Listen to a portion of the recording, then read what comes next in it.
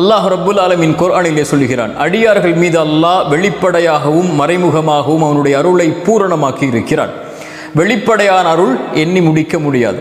மறைமுகமான அருளில் அல்லாஹுடைய அருளில் மேலானது அடியார்கள் செய்யக்கூடிய பாவத்தை அல்லாஹ் மறைப்பது.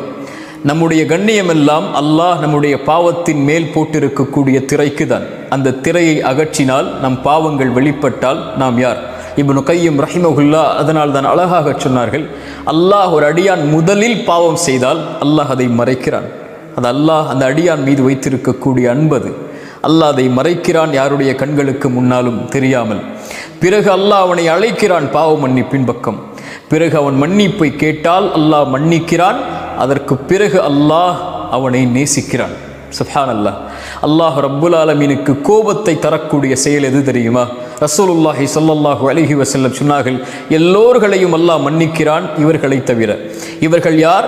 இரவில் பாவம் செய்திருப்பான், அல்லாஹ் அதை மறைத்திருப்பான் மனிதர்களுடைய கண்களுக்கு முன்னால். ஆனால் இவன் காலையில் மனிதர்களுக்கு மத்தியில் வந்து இரவில் நான் இன்ன பாவங்களை செய்தேன் என்று அல்லாஹ் மறைத்த பாவத்தை மக்களிடத்திலே மகிழ்வோடு வெளிப்படுத்துகிறான்.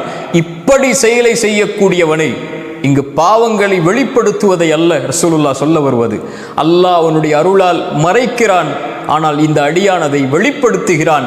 இப்படி பாவங்களை வெளிப்படுத்தக்கூடியவனை அல்லாஹ் மன்னிப்பதில்லை என்று அல்லாஹுடைய தூதர் ஸல்லல்லாஹு அலைஹி வஸல்லம் அவர்கள் சொன்னார்கள்.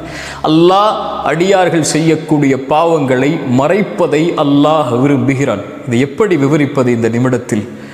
அதுபோல்தான் அல்லாஹ் படைப்புகளும் இந்த தன்மையை கடைபிடிக்க வேண்டும் என்று ஆசைப்படுகிறான். படைப்புகள் ஒரு சக மனிதன் இன்னொரு மனிதன் செய்யக்கூடிய பாவத்தை மறைத்தால் அல்லாஹ் அந்த அடியானை நேசிக்கிறான். சுப்ஹானல்லாஹ். ரசூலுல்லாஹி ஸல்லல்லாஹு அலைஹி வஸல்லம் சொன்னார்கள், யார் ஒரு சகோதரனின் குறையை மறைப்பானோ அல்லாஹ் அவனுடைய குறையை நாளை மறுமையில் மறைப்பான். ரசூலுல்லாஹி ஸல்லல்லாஹு அலைஹி வஸல்லமுடைய வாழ்க்கையை எண்ணி பாருங்கள். எத்தனையோ நபித்தோழர்கள் அல்லாஹ்வுடைய தூதருக்கு முன்னால் வந்து, யா ரசூலல்லாஹ், இந்த பாவத்தை நான் செய்தேன் என்று சொன்னார்கள். அல்லாஹ்வுடைய தூதர், எங்கே செய்தீர்கள், யாரோடு செய்தீர்கள், எதற்கு செய்தீர்கள் என்று யார் முன்னிலையிலும் அல்லாஹ்வுடைய தூதர் அவர் விசாரித்ததே கிடையாது. விபச்சாரம் செய்த குற்றத்தை கொண்டு மாஇஸ் இப்னு மாலிக் வருகிறார். அல்லாஹ்வுடைய தூதரை விபச்சாரம் செய்து விட்டேன் என்று நபித்தோழர்களுக்கு முன்னிலையில் அறிவிக்கிறார். அல்லாஹ்வுடைய தூதர் சொன்னார்கள், மாஇஸ் பைத்தியம் பிடித்து விட்டதா என்று பாருங்கள், மாஇஸ் மதுவில் இருக்கிறாரா என்று பாருங்கள் என்று அவருடைய பாவத்தை மறைக்க நினைத்தார்கள். ஆனால் மாஇஸ் தண்டனைக்காக வெளிப்படுத்தினார். தண்டனை நிறைவேற்றப்படுகிறது. அவர் ஓடுகிறார், அவருடைய ஆடை விலகுகிறது. ரசூலுல்லாஹ் ஒரு நபித்தோழரை பார்த்து கேட்டார்கள், தோழரே, அவருடைய ஆடை விலகும் போது அதை நீ மறைத்திருக்க வேண்டாமா என்று. அல்லாஹு அக்பர். அவர் ஓடும்போது அவரை விட்டிருக்க வேண்டாமா என்று. அல்லாஹுடைய தூதர் மறைப்பதை விரும்பினார்கள். யார் என்ன பாவம் செய்தாலும் அல்லாஹுடைய தூதர் அவரிடத்திலே துருவி விசாரித்தது கிடையாது.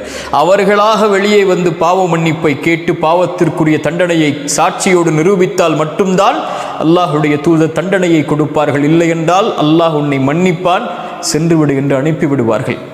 அல்லாஹுடைய தூதர் ஸல்லல்லாஹு அலைஹி வஸல்லம் அதை விரும்பினார்கள், நேசித்தார்கள், செயல்படுத்தினார்கள், பிறருக்கும் அறிவித்தார்கள். என் சமூகமே, பிறருடைய குறையில் நீங்கள் துருவி ஆராயாதீர்கள். அல்லாஹ் மறைத்த குறைகளை துருவி ஆராயாதீர்கள். நீங்களும் மனிதர்கள்தான், அவர்களும் மனிதர்கள்தான். உங்களுக்கும் குறை இருக்கும், அவர்களுக்கும் குறை இருக்கும். பிறருடைய குறையை துருவி ஆராயாதீர்கள். யாருடைய குறையை ஒருவர் துருவி ஆராய்வாரோ அல்லாஹ் அவருடைய குறையில் அவரை பின்தொடர்வான். அல்லாஹ் அவருடைய குறையில் அவரை பின்தொடர்ந்தால் அல்லாஹ் அவரை அவருடைய வீட்டின் மத்தியிலேயே அல்லாஹ் இழிவுபடுத்துவான். உங்களுடைய பாவத்தை அல்லாஹ் மக்களுக்கு முன்னால் வெளிப்படுத்தி உங்களுடைய கண்ணியத்தை அல்லாஹ் நீக்குகிறான் என்றால் நீங்கள் செய்த பாவத்தில் மேன்மையான பாவத்திற்குரிய தண்டனை அது என்ன பாவம்? நீங்கள் பிறருடைய குறையில் மூழ்கி இருப்பீர்கள், பிறருடைய குறையை மறைக்காமல் இருப்பீர்கள்.